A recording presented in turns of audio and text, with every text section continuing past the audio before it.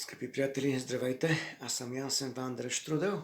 На 1 септември 1983 г. един южнокорейски пътнически самолет е свален над Сахалин от съветски изтребител. Това е прословутия полет КАО-007 и този самолет Боинг 747 се отклонява от курса си с над 500 км. След многократни предупреждения и сигнали, съветският изтребител получава заповед да го свали и 269 пътници и екипаж загиват. Спасителите не намерят нито един труп, само купища обувки и дрехи. Къде са пътниците?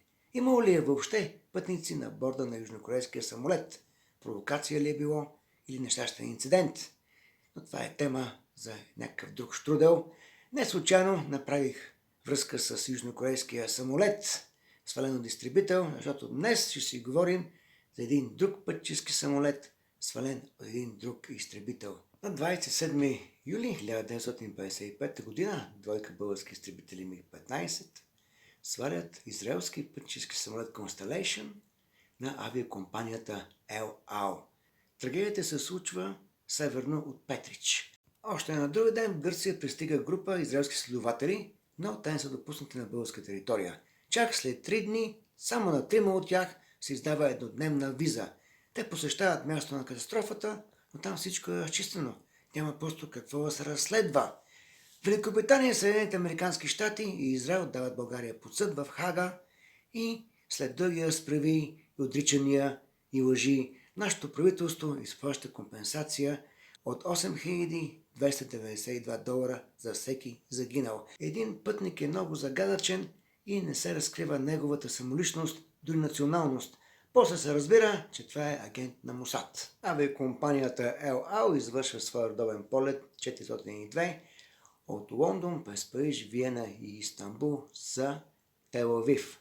На борда на Constellation има 58 пътници и екипаж и той излита от Виена 2 часа 53 минути на 27 юли 1955 г. Полетът до Белград преминава успешно, без никакви проблеми. Малко след Белград започват силни ветрове и авиодиспетчерите предупреждават екипажа, че има буря. Точно тази буря изкривява сигнала на радиомаяка в Скопие и пилота, това е бившия личен пилот на Чърчил, Стенли Хикс, докладва, че току-що е преминал над Скопие, а се оказва, че той вече е българска територия. След което докладва, че започва ляв завой и навлиза в гръцкото въздушно пространство, а до Гърция остават 48 км. Какво се случва? Самолетът Constellation на Ел Ал преминава българската граница при Трън.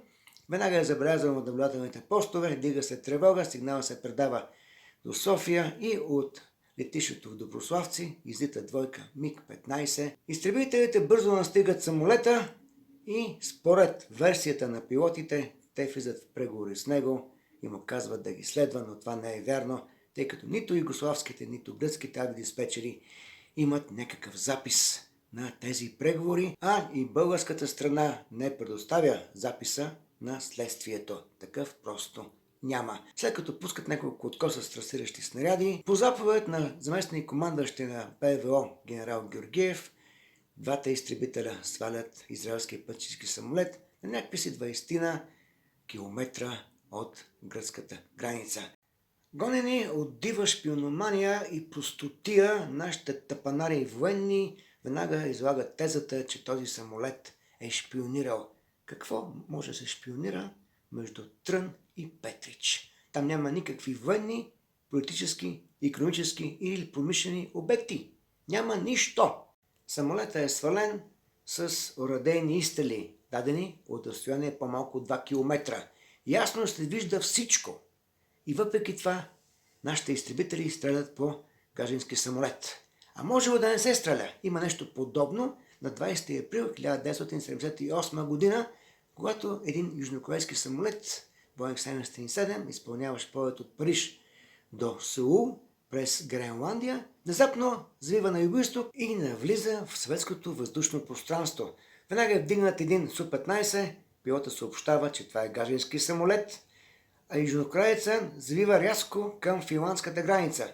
Получава се заповед от земята да се свали, но пилота казва, това е граждански самолет и не представлява военна опасност. Въпреки това, заповедта е повторена и пилота изстрелва 2 ракети. Първата преминава покрай самолета, втората го удря в крилото.